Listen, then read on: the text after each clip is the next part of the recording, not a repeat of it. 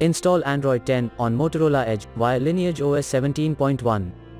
Please check the description for important notes and all the download links. First download ROM and GApps packages, then transfer the downloaded files to the phone storage, link is in the description below. Step 2. Boot your device into TWRP recovery. Once in TWRP, click on Wipe, Advanced Wipe, and select the check boxes, as shown in the image, excluding internal storage. Step 4. Swipe the button to wipe the device. Step 5. Go back to the recovery main screen, and tap on the Install button. Step 6. Navigate to the storage, and select the ROM zip file. Step 7.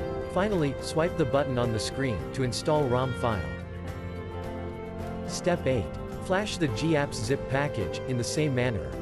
Step 9. After GApps flashing completes, select Wipe Cache and Dalvik from bottom left side of screen, and swipe to wipe. Step 10. When the flashing process is complete, hit Reboot System. That's it, you have successfully installed the ROM on your device.